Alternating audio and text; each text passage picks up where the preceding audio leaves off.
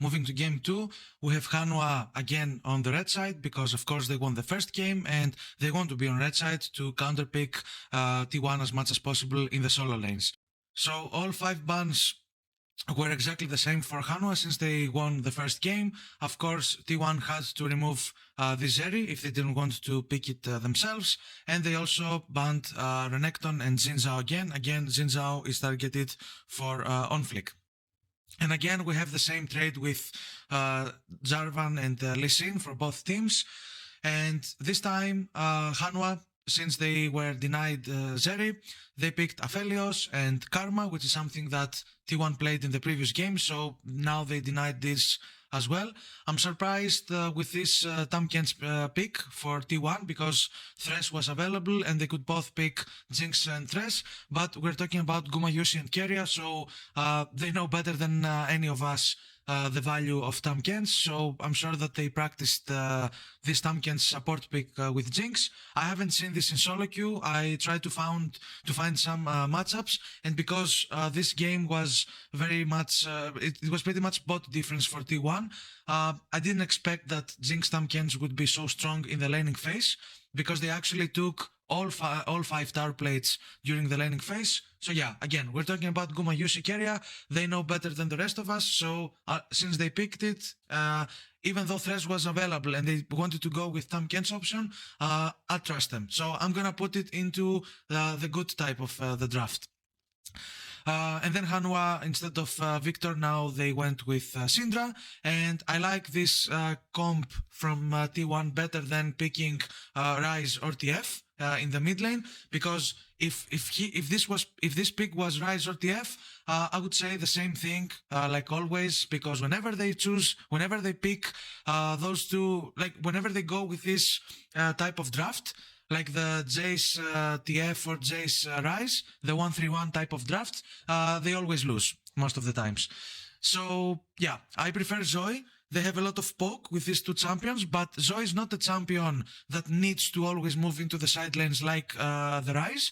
So it offers a better and stronger laning phase, where Ryze, he's just pushing the wave, he's crashing it, and then he always moves into the side lanes. And if this fails, then T1 are always behind and they pretty much lose the games. But with Zoe, they have the option of actually taking some wins in the mid lane as well. And it offers huge poke damage compared to Ryze. So I like this Zoe pick from T1 with Jace, of course, because they both have tremendous poke options. And then we have the Tryndamere against Jace. Tryndamere with Irelia and Akshan are the champions that counter Jace the most.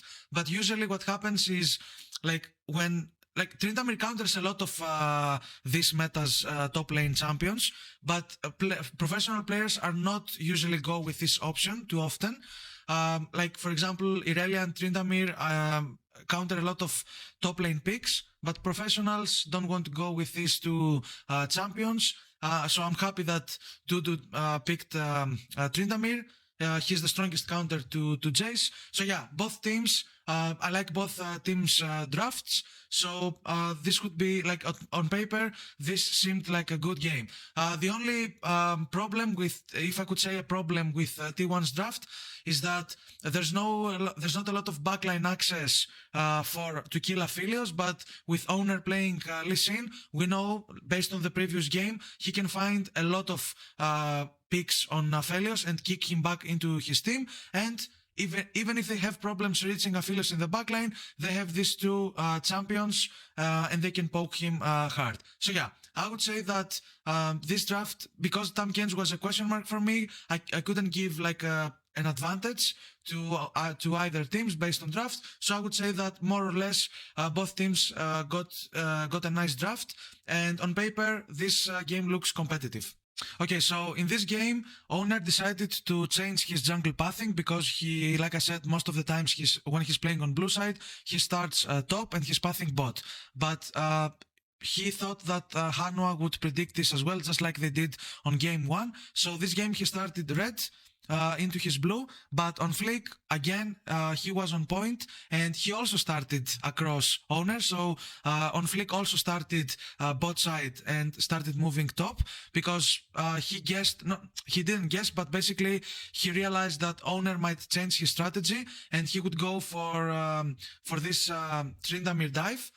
But owner spotted him. He spotted him here based on that ward that Faker placed. So if you see that blue trinket, it was placed from Faker. So here owner spotted on Flick, and he fought him for a little bit right here. So yeah, they fought. I'm not sure if Jarvan can beat Lee Sin in the first 3 levels. Probably he didn't. That's why he was running away, and this resulted to owner pushing him away from his jungle and stealing his cracks. But the next play was very questionable from T1 and very risky. So if you noticed, Zeus went with Ignite in this game, and that's why owner started from bottom to top, because they wanted to find picks. They wanted to find early picks on Tryndamere before he got level 6. But again, OnFlick was on point, and he actually followed owner throughout his whole pathing to cover Dudu, because he thought that T1 would dive him early. And yeah, I don't know why T1 decided to force this skirmish. They know that it's a 2v2.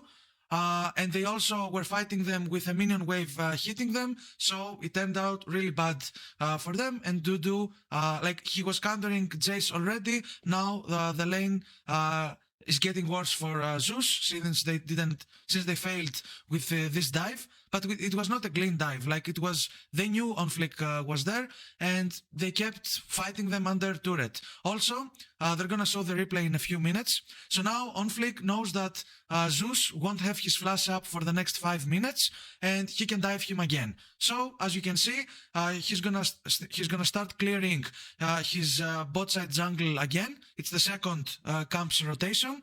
He also got bot scuttle to secure vision control outside of Dragon, and we're gonna see the replay. So this dive was, apart from being very risky and very forced, because it's a 2v2, it's not a dive, it's not a 1v2 dive. So apart from that, like, they took a lot of time to dive to start hitting Dudu, and his cooldowns came back. So now his cooldowns is back. They also took all of this wave aggro, and it's also a cannon minion as well hitting them. And yeah, it failed miserably for them. And Zeus is not playing with TP, so he couldn't go back to his lane again. So yeah, this lane, like, this plan of T1 failed miserably. And that's why when you pick Jace, when you pick Ryze in the mid lane, and you are forcing these top early dives, the enemy team know what you're going to do, and most of the times, most junglers cover their top laner. And yes, we're gonna have this dragon for T1, since Hanwha had to reset apparently as we were watching the replay, so they must have lost some tempo. But if we move forward a bit, we're gonna see here that Hanwha played on Zeus flash cooldown, and they dived him again. So here, Jace no flash, Jarvan just walked towards him, and they killed him again. And yeah, owner is trying to save something, but the lane is lost right now. Because, like I said, Tryndamere counters Jace. They tried to kill Tryndamere, they failed, and then Hanwha played on flash, on Zeus flash cooldown. They killed him again, so pretty much the lane is over. But on the other side of the map, Gumayusi and Keria are actually hard winning this bot lane. We didn't see a lot of views on this bot lane. I don't know how it went, and that's why I said earlier that I really don't know how Tahm Kench is matching with Jinx, how well he's matching with Jinx, and how well they can do against an Aphelios and a Karma. So apparently they can do very well against them, but we're also talking about Gumayusi and Keria. They might be the best bot laner in the world, so this might play some significant role as well as to why they're winning the lane so hard. But yeah, either way, Hanwha hard won top. T1 are hard winning bot. And again, this is the replay, but we don't have to see that. We know the result. And yeah, I'm really impressed with On Flick overall. Because like I said in the previous game, even if Hanwha don't do well in this split, at least On Flick is most of the times on point on his jungle pathings and on tracking the enemy jungle. And since Owner didn't find any picks in the top lane, now he's playing for his winning lane, which is Gumayusi and Keria. He flashed kick into Aphelios, stunned him, mini-stunned him into the wall, and they finished both Samdi and Vista. And yeah, I mean, Gumayusi is so far ahead because now he's gonna take all 5 tower plates from this bottom turret. And yeah, even if Hanwha take this Herald, they're gonna have some issues summoning it, like crashing it in a lane and trade all of these 5 plates. I mean, they can't trade all of these 5 plates that Gumayusi took in the bottom lane. So, I mean, the logic here is that they should probably crash it top lane on Zeus because he's losing his lane. But again, even if they crash it top, they're not gonna take all 5 tower plates. And here's the replay again. Owner's mini-stunned Aphelios when he kicked him into the wall, and then Gumayusi finished the rest of them off, and then he took all 5 tower plates from that bottom turret. We're gonna see a kill that Hanwha picked on Faker in the mid lane, but what happened is something that, you know, it happens in the LPL as well.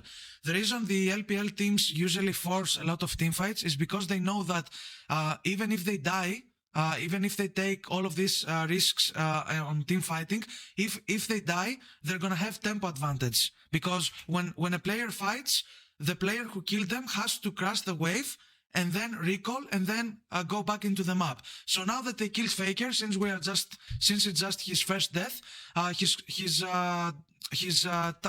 death respawn is very short. So now it seems that okay, Hanwha found a kill on Faker, and that's worth for them. But it's not, because Faker is up, he teleported top lane, and Karis had to crash the wave mid after they killed Faker, and then recall, which takes 8 seconds, and then, and he doesn't have teleport to join this teamfight. So T1 played on this tempo advantage, even though Faker got killed. Now he's the one who has tempo advantage by teleporting top. And even though this is again a risky play, like it's a 4 versus 3 and they're diving them under tower, but T1 managed to turn this into a huge lead for Gumayusi, even though it was a risky dive, just like they did in level 1. But yeah, it turned out really well for them.